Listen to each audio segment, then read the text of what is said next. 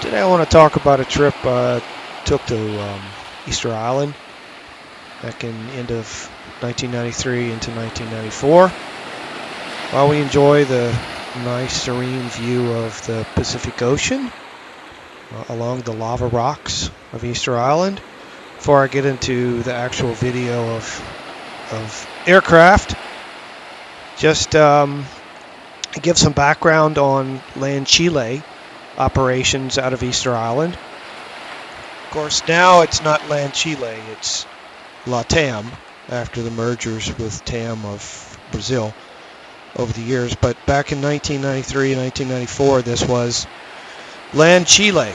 So you would take your flight out of Santiago.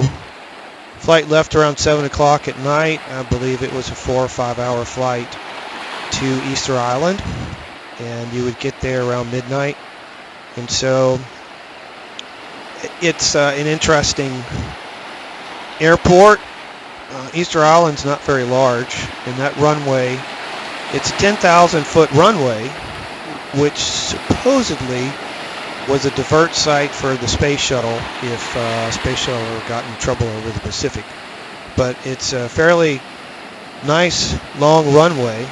So the Lan Chile 767 would land around midnight and unload passengers and cargo, and then head on out to Tahiti and get to Tahiti by early morning.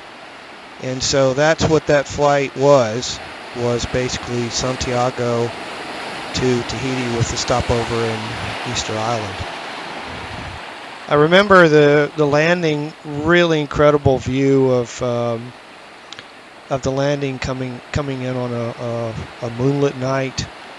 Fortunately, I don't have a video of that, and of course I can apologize for the video of this. Video quality is all that we had back in the day. This is digital 8mm, and so it is probably even less than SD video. So sorry about that. But this is the view at the terminal, waiting to get on the nice Lan Chile 767, and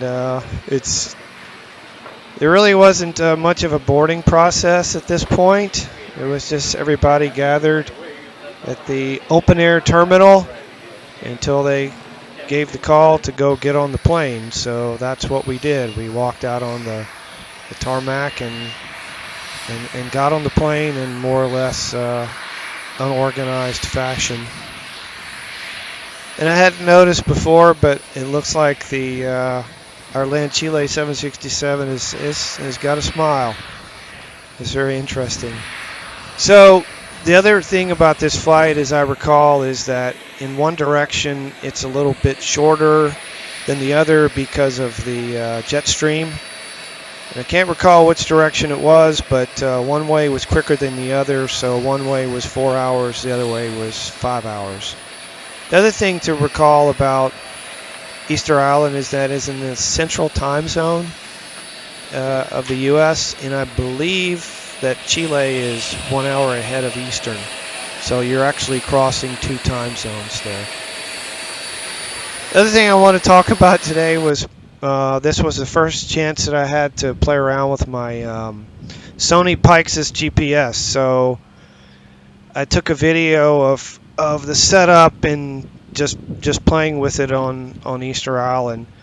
Some of the quirks about the PYXIS, because I believe it was really one of the first consumer GPS devices. This is way before GPS was in phones, but there was something called selective availability, which went away in May of 2000, but it limited your accuracy to around 100 meters.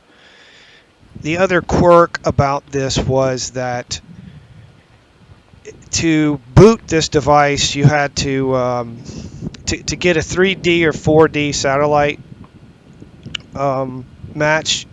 It took around 30 minutes to do that, and if you move the device more than 500 miles, you'd have to do it again. So to boot up this thing took 30 minutes. It also took a lot of battery power. It was 4 AA's, and you really had to have an external battery pack of, I believe it was 6 D batteries. So it was it was quite a lot of trouble to get a GPS fix, find out where you were back in the early 90s. So these are just my memories of flight operations and early GPS from Easter Island. Hope you enjoy.